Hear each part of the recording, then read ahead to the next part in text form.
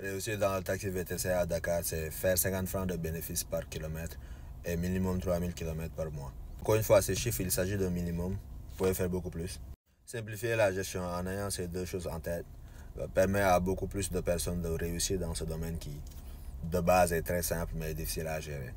Dès que la déillusion se fait, beaucoup vont vendre le véhicule, ou plutôt ce qui reste du véhicule après 2 ou 3 mois.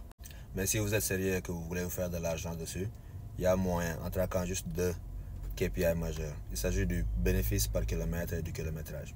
C'est aussi simple que ça. Et le kilométrage, vous l'avez directement avec le GPS. Le chiffre d'affaires par kilomètre, vous l'avez en faisant chiffre d'affaires entrant sur le kilométrage. Et donc ça vous donne cette métrique-là. C'est assez simple, je ne devrais même pas avoir à l'expliquer. Même chose pour les coûts. Les coûts par kilomètre sera donc tout l'ensemble des sorties, des dépenses donc du véhicule sur le kilométrage. Donc dans ces dépenses-là, vous allez considérer tout ce qui est vidange, panne, paiement des chauffeurs si vous avez des paiements à faire, même le paiement de l'abonnement du GPS. Donc tout ce qui est dépenses du véhicule. Maintenant que ces définitions sont faites, réussir dans le VTC ou tout type d'investissement dans le transport, c'est maîtriser ces deux informations, le bénéfice par kilomètre et le kilométrage. Avec Trackshare, maintenant, le but c'est de traquer cette information aussi, tout ce qui est entrée et sortie pour vos véhicules, afin de vous fournir ces informations automatiquement, donc tout ce qui est revenu et coût. Si vous acceptez de faire les versements directement sur la plateforme, alors toutes les entrées seront automatiques, mais il faudra toujours rentrer toutes les dépenses vous-même. Traquer le flux d'argent est une tâche élémentaire, parce qu'après tout, c'est le nerf de la guerre. D'après mon expérience, ce sont les chiffres que j'ai trouvés. N'hésitez pas à chercher beaucoup plus, bien sûr, mais ça vous donne déjà une base qui est assez solide pour commencer à traquer vos véhicules. Et derrière, si vous en avez plusieurs, vous pourrez avoir une vue d'ensemble. Est-ce que votre flotte est healthy? Quel est l'état de santé de votre business en fonction de ces métriques? Vous pouvez le savoir. Un kilométrage minimum veut dire aussi que le véhicule est en train de circuler. Il n'est pas en panne, le chauffeur roule. Il n'y aura pas de surprise à la fin de la semaine, de la journée ou du mois. C'est bien beau de dire que le business se résume à ces deux chiffres, mais en pratique, il vous faudra beaucoup plus de gestion. Donc, il faut dès à présent oublier que ce soit un truc qui est passif.